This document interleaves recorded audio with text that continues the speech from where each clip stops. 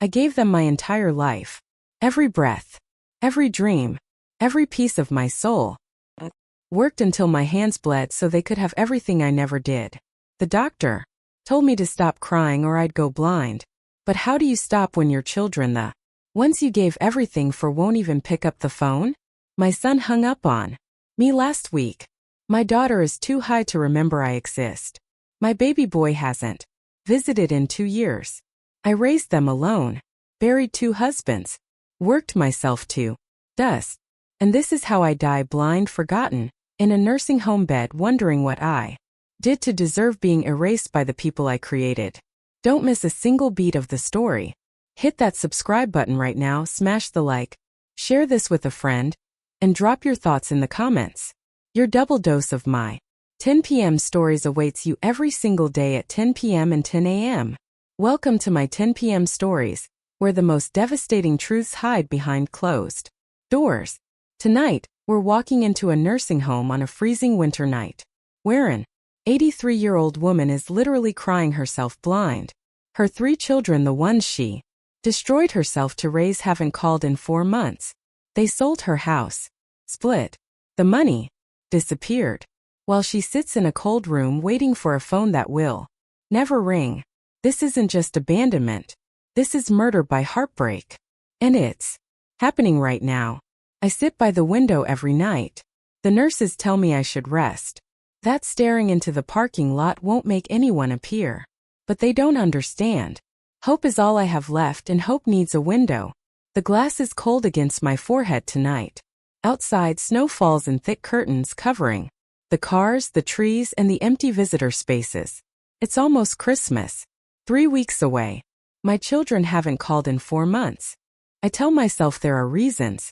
Daniel is busy with his business, though I heard from another resident's daughter that he lost his job months ago and spends his days at the bar on Fletcher Street. Becky has her hands full with her own life, though I don't know what that life includes anymore beyond parties and pills and men whose names I can't remember. Tommy promised he'd visit for Thanksgiving. He didn't. He texted instead. Sorry, Ma. Next time. There's always a next time. Until there isn't. The phone sits on my nightstand. Silent. Black. Mocking me. I remember when they were small. Daniel, with his gap-toothed smile, brought me dandelions from the yard. Becky, in her princess dress, was twirling in the kitchen while I made dinner. Tommy, my baby, was falling asleep in my arms while I sang lullabies. Where did those children go? When did they become strangers? My eyes burn. I've cried so much lately that the world has started to blur. The doctor says it's cataracts. I know better. It's grief. Pure, unrelenting grief that's rotting me from the inside out. I press my palm against the cold window. Somewhere out there, my children are living their lives. And I'm here dying in mine. The snow keeps falling, erasing everything. Tuesday mornings are the worst. That's when I expect Daniel to call. He used to call every Tuesday back when he still pretended to care. 7 a.m. like clockwork. He'd talk about work, complain about his boss, ask how I was feeling in that distant way people do when they don't really want to. No. Then the calls became every other week. Then once a month. Then nothing. I still wake up at 6:30 every Tuesday. I shower well, I try to. The nurse helps me now. Does my balance isn't what it used to be. I dress in my nicest cardigan, the blue one. Daniel bought me 3 Christmases ago. I do my hair, though my hands shake so badly it takes 20 minutes. Then I sit by the phone. And I wait. 7 o'clock passes. Then 8. Then 9. By 10 I tell myself he forgot. He's busy. He'll call tomorrow. He never does. Last Tuesday I broke down in the common room. Evelyn found me sobbing into my hands, mascara running down my cheeks, mascara I'd put on because I wanted to look nice when I heard his voice. He's not calling, is he? I whispered to her. Evelyn held my hand. She didn't lie to me. That's what I love about her. No, honey. He's not. The truth is a knife, but lies are slower torture. I think about calling him instead. My fingers hover over his number a dozen times a day. But pride, stupid, useless pride stops me. I raised him. I sacrificed everything for him. Why should I beg for scraps of his attention? But tonight, as the snow piles higher outside, I wonder, is pride worth dying alone for? The phone stays silent. And so do I. James died when Daniel was 7, Becky was 4, and Tommy was still in diapers.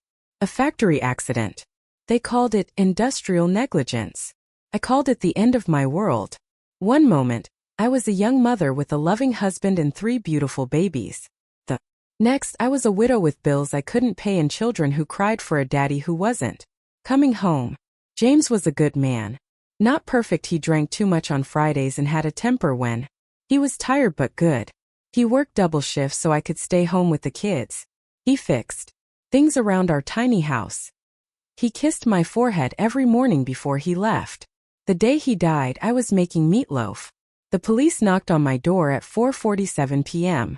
I remember the exact time because the oven timer was about to go off. They told me there'd been an accident. That James didn't suffer. That there would be compensation. Compensation. Like money could replace a husband, a father. The kids didn't understand. Daniel kept asking when Daddy was coming home. Becky drew pictures of our family with 4 stick figures and cried when I told her to draw 3. Tommy was too young to remember him at all, and somehow that hurt most. I became everything after that. Mother, father, provider, protector. I worked 3 jobs, cleaning houses during the day, waiting tables at night, and taking in sewing on weekends. I slept 4 hours a night. I ate whatever the kids didn't finish. I wore the same 3 dresses until they fell apart. I gave them everything I had. Every single thing. And now they can't even pick up the phone. James would be ashamed of them. I know I am. It started when Daniel turned 16. Before that, he was a good boy. Serious. Responsible. He worked part-time at the grocery store and gave me half his paycheck without being asked. He helped with Tommy, drove Becky to school, and fixed the leaky sink I couldn't afford to hire someone for. Then he met Travis Kellerman. Travis was everything Daniel wasn't: rich, careless, and cruel in that casual way privileged boys are. He drove a red Mustang that his parents bought him. He wore designer clothes and threw parties at his lake house while his parents were away. Daniel wanted to be him. I watched my son change. The grocery store job became lame. Helping around the house was not his responsibility anymore. He started coming home late, smelling like beer and cigarette smoke, his eyes red and glassy. "You're making bad choices," I told him one night. He laughed. Actually laughed in my face. "You don't get it, Ma. You're stuck in this dead-end life, but I'm not. I'm going places." Places. The only place Daniel went was downhill. The parties got bigger. The drinking is heavier. Then came the drugs, weed first, then worse. Things I didn't have names for. His grades dropped. His college applications went unfilled. The bright future I'd sacrificed everything for crumbled like ash. I begged him to stop. I cried. I threatened. I pleaded. He moved out at 19. Said he couldn't live with my negativity. Becky and Tommy watched their older brother leave. They saw how easily he walked away from the mother who'd given everything. And they learned. They learned that mothers are disposable. Those promises mean nothing. That the woman who birthed you, raised you, bled for you, she doesn't matter. Daniel taught them well. And I never forgave him for it. Becky was my daughter. My only girl. I braided her hair every morning. I taught her to bake. I saved for 2 years to buy her a prom dress because I wanted her to feel beautiful. She was beautiful. Golden-haired, green-eyed, with a smile that could light up a room. But beauty became her curse. At 17, she started dating a boy named Marcus. 23 years old. Tattoos covering his arms. A motorcycle that roared down our street at midnight. Everything a mother fears. "He's bad news, Becky," I told her. "You're just jealous," she shot back. "You're bitter because your life sucks and mine doesn't." Her life didn't suck then. But it would. Marcus introduced her to his world: clubs, parties, pills that promised happiness and delivered destruction. I watched my daughter disappear into that world like smoke. She dropped out of college after 1 semester. Moved in with Marcus. Stopped returning my calls. When she finally showed up at my door 2 years later, I barely recognized her. She was thin, skeleton thin. Her hair was matted. Her skin had sores. Her eyes were hollow caves. I need money, she said. Not I missed you. Not I'm sorry. I gave her everything in my wallet. $200 I'd been saving for groceries. She left without a hug. That was 14 years ago. She's been in and out of rehab 6 times since. She calls when she needs money. She disappears when she doesn't. She's had 3 kids by 3 different men, none of whom stayed. Those children live with their father's families now. She couldn't take care of them. But once upon a time, she was my little girl in a princess dress twirling in my kitchen. That girl is dead. And I mourn her every single day. Tommy was supposed to be different. He was the youngest. The baby. The one I poured all my remaining hope into after watching Daniel and Becky destroy themselves. He was gentle as a child. Sweet. He'd pick flowers for me from the neighbors' yards and write me terrible poems on construction paper. He told me he loved me every night before bed. I'll take care of you when you're old, Mama, he said when he was 10. I promise. I believed him. God help me, I believed him. Tommy was smart. Really smart. He got scholarships. Full rides to 3 different universities. I cried when the acceptance letters came. Finally, one of my children would make it. He chose the party school. I should have known then. Should have seen the pattern. But I was desperate to believe one of them would break the cycle. He lasted 2 semesters before flunking out. Too much drinking. Too many girls. Too much freedom he didn't know how to handle. It's fine, Ma, he said when he came home. His expensive textbooks unopened in his duffel bag. College isn't for everyone. I'll figure it out. He's 52 now. He still hasn't figured it out. Tommy drifts from job to job, couch to couch, woman to woman. He's charming, that's his curse. People help him because he makes them believe he's just one break away from success. Then he disappoints them. And moves on. He calls me twice a year. My birthday. Christmas. Sometimes. The conversations are always the same. I'm doing great, Ma. Got something big in the works. I'll come visit soon. Love you. Then silence for 6 months. Why, baby? My last hope. Another promise broken. Another piece of my heart gone. I have no pieces left. Robert came into my life when I was 53. I'd been alone for 15 years since James died. Alone with 3 teenagers who barely spoke to me, working myself to exhaustion just to keep a roof over their heads. Robert was an accountant. Quiet. Kind. Stable, everything I desperately needed and didn't know I deserved. We met at church. He asked me to coffee. I said yes, shocked that anyone would be interested in a tired, broken woman with ungrateful children. He courted me properly. Flowers. Dinners. Long walks where he actually listened when I talked. 6 months later he proposed. I said yes. The kids hated him. Daniel was 22 and called him a replacement. Becky, 19 and already spiraling, accused me of betraying Dad's memory. Tommy, 16, refused to speak to him for months. He's not trying to replace your father, I pleaded. He makes me happy. Can't you be happy for me? They couldn't. Robert gave me 5 years. 5 years of stability. Of having someone to talk to at night. Of not being utterly, completely alone.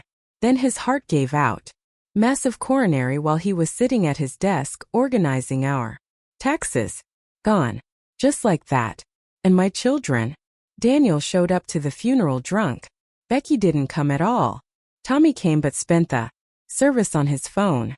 Not one of them asked if I was okay. Not one of them held my hand while I buried my second husband. That's when I knew I was completely alone in this world. My children had taken everything from me and would give nothing back. Robert was the last person who ever truly loved me. And now he's gone. I didn't want to come here. Tommy made the decision. Or rather, he avoided making any other decision. 2 years ago I fell. Broke my hip. Couldn't walk for months. Couldn't take care of myself. I called all 3 of them. Begged them to help me. Daniel said his apartment was too small. Becky said she was dealing with her own stuff. Tommy said he'd figure something out. He figured out Shady Pines nursing home. It's for the best, Ma, he said, not meeting my eyes as he signed the papers. You'll have people to take care of you. You'll make friends. What he meant was, "You're a burden I don't want to carry." They sold my house. Split the money 3 ways. I never saw a penny. "It's going toward your care," Tommy explained. "My care. This small room has beige walls and a shared bathroom. This bed has sheets that smell like industrial detergent. This window looks out at a parking lot where my children never park. The staff is kind mostly. Underpaid and overworked but kind. The other residents are existing. That's the best word. We're all just existing, waiting for death, pretending our families will visit. Some do get visitors. Mrs. Chen's daughter comes every Sunday with her grandchildren. Mr. Patel's son brings him Indian food every Wednesday. I watch them from my window. Watch families that still function. That still love. And I wonder what I did wrong. Was I too strict? Too lenient? Too poor? Too loving? Not loving enough? What did I do to deserve this abandonment? The nurses say it's not my fault. That some people are just selfish. But mothers always blame themselves. It's what we do. I met Evelyn in the common room 3 months after I arrived. She was sitting in the corner reading a thick book, her reading glasses perched on her nose. Everyone else was watching television or sleeping or staring into space. I sat down near her. Not next to her, I didn't want to presume. Just there. She looked up. Smiled. "That's a pretty sweater." It was the blue one. Daniel's Christmas gift from 3 years ago. "Thank you," I managed. "I'm Evelyn. Evelyn Pierce. Margaret. Everyone calls me Maggie." And just like that, I had a friend. Evelyn is different from the others here. She's sharp. Present. Her mind hasn't fogged like so many others. Her children, 3 daughters, visit regularly. Not as often as she'd like, she admits, but regularly. They have their own lives, she says without bitterness. I raised them to be independent. Can't complain when they actually are. I envy her that acceptance. We started having coffee together every morning. She listens when I talk about my kids. She doesn't judge. Doesn't tell me they'll come around or that I should stop hoping. She just listens. One morning I broke down completely. Told her everything. About Daniel's drinking. Becky's drugs. Tommy's broken promises. About how I gave them everything and they left me with nothing. Evelyn held my hand while I sobbed. "Some children take," she said quietly. "And some children give. You happen to raise takers. That's not your fault." "Then whose fault is it?" She squeezed my hand. "Theirs, honey. Entirely theirs." I wanted to believe her.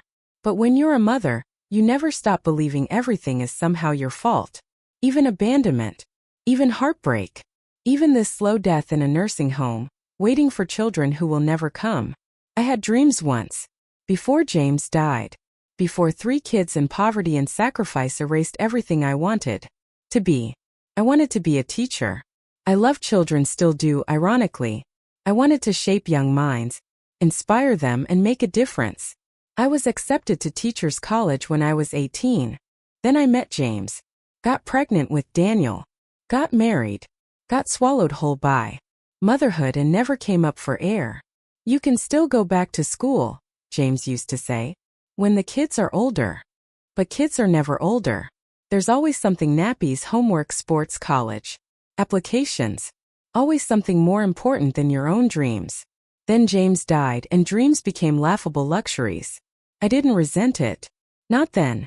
I thought I was building something. Investing in futures, my children's futures. I thought they'd succeed. Thought they'd be grateful. Thought they'd remember the mother who gave up everything so they could have anything. I was wrong. Daniel works barely at a car dealership. He drinks away half his salary. He's been married twice. Both wives left him. Becky can't hold a job. Can't hold a relationship. Can barely hold herself together. Tommy floats through life like a leaf on water. Never taking root anywhere. Never committing to anything. 3 children. 3 complete failures at adulthood. And me? I'm 82 years old, going blind from crying, and dying alone in a nursing home because the people I sacrificed everything for couldn't be bothered to sacrifice an afternoon to visit me. My parents would be ashamed. They raised me to be strong, to be dutiful. I was dutiful. My children weren't. Sometimes I lie awake at night and imagine what my life could have been if I'd chosen myself. If I'd been selfish just once, would I still be here alone waiting for a phone that never rings? If this is hitting home, don't go anywhere. The hardest part is still coming. The decorations went up in the common room last week. A plastic tree with lights that blinked too fast. Paper snowflakes taped to windows. A banner that says Happy Holidays in cheerful red letters. The nurses are trying. They always try at Christmas. They're planning a party. Turkey dinner. Carolers from the local church. Gifts donated by community groups, generic things wrapped in shiny paper. Slippers. Soap. Word search. Books.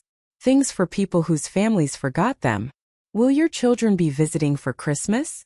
Nurse Patricia asked me yesterday, her voice bright with forced optimism. Maybe I lied. We both knew the truth. I haven't heard from any of them in 4 months. No calls. No texts. No emails. Last Christmas, Tommy sent a card. Just a card. One of those pre-printed ones from the drugstore with "To Mom" already written inside. He signed his name. Nothing else. Daniel sent nothing. Becky sent a drunk voicemail at 2 a.m. on Christmas Eve. I could barely understand her slurred words, but I saved it anyway. It's the only recording I have of her voice. I play it sometimes when I can't sleep. Hey Ma. It's me. I'm sorry I can't. I love you, okay? I love you. Then the message cuts off. I must have listened to it 100 times, searching for sincerity in her drugged-out voice, trying to convince myself she meant it. She didn't call on Christmas Day. This year I'm not expecting anything. No cards. No calls. No drunken voicemails. I'm spending Christmas in the common room with the other forgotten people. Eating donated turkey and pretending paper snowflakes are enough to fill the holes where families should be. Evelyn will be here. Her daughters are taking a cruise. At least I won't be completely alone. I imagine the phone calls I'll never receive. Daniel. Ma, I'm so sorry. I've been a terrible son. I'm coming to visit this weekend. I want to make things right. Becky. Mom, I'm clean now. Really clean. I'm in therapy. I'm working on myself. I want you to be proud of me. Tommy. Mama, I messed up. I should have been there for you. I'm here now. I'm taking you out of that place. You're coming to live with me. I imagine these conversations in detail. What I'd say. How I'd cry. How I'd forgive them. Instantly, because that's what mothers do. We forgive everything, even abandonment, even betrayal. I imagine the sound of gravel crunching under tires in the parking lot. Looking out my window and seeing Daniel's car, Becky's borrowed sedan, and Tommy's beat-up truck. I imagine them walking through the front doors together, asking for me at the reception desk. I imagine their faces when they see how much I've aged, how I've shrunk, how my eyes barely see them anymore. I imagine their guilt. God, how I imagine their guilt. Would it be enough? Would remorse fix anything? Or would I just be grateful for scraps again, so desperate for their love that I'd accept anything, even pity? But these are fantasies, delusions, stories I tell myself to survive another day. The truth is simpler and crueler. They're not coming. Not this weekend. Not next month. Not for Christmas. They've written me off. Moved on. Convinced themselves I'm fine here, being taken care of. Meanwhile, I sit by a phone that might as well be a tombstone. Dead. Useless. A monument to everything I lost. But still I imagine. Because imagination is all I have left. And some nights it's enough to keep me breathing. My mother would have never tolerated this. She was Irish. Tough as leather. She raised 7 children during the Depression with nothing but potatoes, prayer, and pure stubborn will. Family is everything, she used to say. Her accent still thick even after 50 years in America. You take care of your own. Always. She worked until she couldn't stand anymore. Cleaning houses. Taking in laundry. Her hands were always raw, always bleeding, but she never complained. When she got sick, cancer that ate through her stomach, all 7 of us took turns caring for her. We moved her from house to house, each child taking a month. She died in my brother Patrick's spare room, surrounded by grandchildren, holding hands that actually showed up. My father was the same, quiet where she was loud, but equally devoted to family duty. He worked in the steel mills for 43 years. Came home black with soot every night. Never missed a day. Never asked for anything. When he had his stroke, we nursed him for 2 years. Changed his nappies. Spoon-fed him. Sang him the Irish songs he loved but could no longer sing himself. He died with dignity. Surrounded by love. I thought I'd raised my children with those same values. Family takes care of family. You show up. You sacrifice. You honor the people who gave you life. But somewhere between my generation and theirs, that value died. They learned different lessons. From television. From their selfish friends. From a culture that teaches them parents are obstacles, not blessings.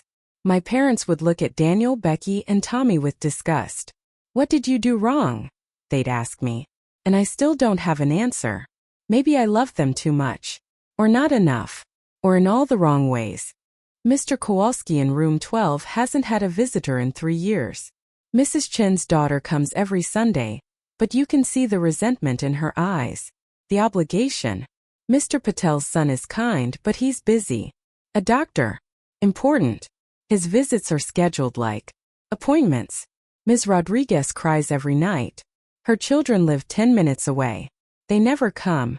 We're a building full of ghosts waiting to die. Invisible to the people who should love us most. In the common room, we don't talk about it directly. But we all know. We're the generation that sacrificed everything for our children. We worked ourselves to death, gave up dreams, and went without so they could have more. And this is our reward. Generic nursing homes. Shared bathrooms. Mystery meat dinners. Donated Christmas presents. The nurses try to make it bearable. They're kind, these underpaid women and men who do the jobs our children should be doing. They brush our hair. Help us dress. Hold our hands when we cry. They do everything except fill the holes our children left. Sometimes I watch the staff and feel ashamed. These strangers show me more compassion than my own flesh and blood. Nurse Patricia remembers I like my coffee with 2 sugars. Aide Marcus knows I get anxious in crowds and sits with me during loud activities. Dr. Yamamoto actually listens when I talk about my aches and pains. These people who owe me nothing give me more than my children who owe me everything. It's not right, but it's reality. Evelyn and I talk about it sometimes late at night when sleep won't come in the building. Creaks with the sounds of forgotten people. We did our best, she says. Our best wasn't enough, I reply. And we sit in silence because what else is there to say? Dr. Yamamoto examined my eyes last week. She shone lights. Asked me to read charts. Looked concerned. Mrs. Sullivan, your vision has deteriorated significantly in the past 6 months. It's the cataracts, I said. She paused. It's more than that. The amount of crying you've been doing, the constant tears, the rubbing, the strain, it's causing serious damage. Your corneas are scarred. There's chronic inflammation. So fix it. I can refer you to a specialist, but Maggie. She touched my hand gently. You need to stop crying so much. I know that sounds impossible, but the emotional stress is literally destroying your vision. I almost laughed. Stop crying. Like it's a choice. Like I can simply decide not to grieve the loss of my children while I'm still breathing. What happens if I don't stop? I asked. Her face answered before her words did. Progressive vision loss. Potentially complete blindness within a year, maybe sooner. Blindness. From crying. From mourning children who are still alive but might as well be dead. I didn't tell her the truth that sometimes I welcome the growing darkness.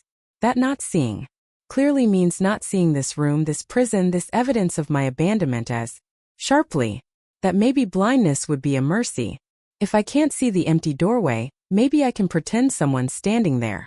If I can't see the silent phone, maybe I can imagine it ringing.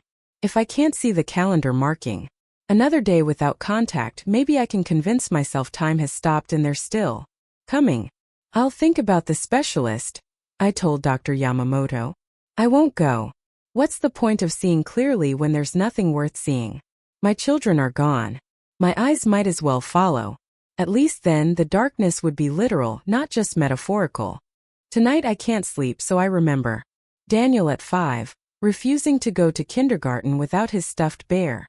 How he cried and clung to my leg, and I stayed with him in the classroom for an hour until he felt safe. Becky at 7, putting on talent shows in our living room, singing into a hairbrush, making me and James clap and cheer like she was a real star. Tommy at 3, following me everywhere. Mama, look. Mama, watch. Mama, I love you. 50 times a day, until I was exhausted but so filled with love I thought I'd burst. They were beautiful children. Truly beautiful. Daniel was protective, always watching out for his younger siblings, breaking up their fights, and teaching Tommy to ride a bike. Becky was creative, drawing pictures that covered our refrigerator, writing stories about princesses and dragons, and dancing to music only she could hear. Tommy was affectionate, hugs and kisses and I love yous scattered through every day like confetti. What happened? When did Daniel's protectiveness turn into control and then abandonment? When did Becky's creativity become self-destruction? When did Tommy's affection become manipulation? I've traced the timeline 1,000 times in my mind, looking for the moment it all went wrong. Was it James's death? Was it poverty? Was it me working too much, too tired and too stressed to see them slipping away? Or was it something else, something in their personalities that I couldn't see when they were small? Seeds of selfishness that grew into trees of betrayal? I don't know. I'll never know. All I know is that the children I raised, the ones I see in my fading memories, are gone, replaced by strangers who share their names but none of their love. And I miss them. God, how I miss them. Not the adults they became, the children they were. I'm going blind, I told Evelyn this morning over coffee. She set down her cup carefully. What did the doctor say? That I cry too much. That my tears are literally destroying my eyes. Evelyn reached across the table and took my hand. Her grip was firm, steady, everything I wasn't. You need to stop waiting for them, Maggie. I can't. You can. You're choosing not to. Her words stung because they were true. They're my children, I whispered. They're adults who've made their choices. And their choice is to abandon you. You can't keep destroying yourself over people who clearly don't care. Don't say that. Why not? It's true. When was the last time any of them called? 4 months. 4 months. And before that, 3 months. And you still sit by that phone every day hoping, praying, destroying your eyesight, crying over people who've moved on with their lives. Tears burned down my cheeks. They're all I have. No, Evelyn said firmly. You have yourself. You have me. You have this life, however much is left of it. You can spend it waiting for people who will never come, or you can let them go. I don't know how. Yes, you do. You're just scared. She was right. I was terrified. Because if I stopped waiting, if I accepted they were truly gone, then I'd have to face the devastating truth. I wasted my entire life on people who didn't deserve it. I sacrificed everything for nothing. I have no legacy, no gratitude, no love returned. Just this. A blind old woman in a nursing home alone. I can't let them go, I sobbed. If I do, what was it all for? Evelyn squeezed my hand tighter. She had no answer. Because there isn't one. Last night something broke in me. I woke up at 2 a.m. disoriented. The room was dark, darker than usual. I reached for my glasses, but even with them on, everything was blurry. Shapes. Shadows. Nothing clear. Panic set in. I tried to get out of bed to turn on the light, but I misjudged the distance. My hip hit the nightstand. Pain shot through my body. I fell. The floor was cold. Hard. I lay there, stunned, hurting, and unable to see. I pressed the call button for the nurse. No one came. I pressed it again. Still nothing. They were probably busy with another resident. Someone sicker. Someone more important. I lay on that floor for 20 minutes before Nurse Patricia finally arrived. Oh my God, Maggie. What happened? She helped me up, checked me for injuries, and settled me back into bed. Why didn't you call out? She asked gently. Because I'm used to no one coming when I call. I didn't say that. I just shook my head. After she left, I stared at the ceiling I could barely see and thought, this is how I'll die. Alone. In the dark. On a floor no one checks. And my children will get a phone call from a nursing home administrator they've never met. Your mother passed away last night. Will they cry? Will they feel guilt? Or will they feel relief? Relief that the obligation is finally over. That the mother they've been avoiding is gone.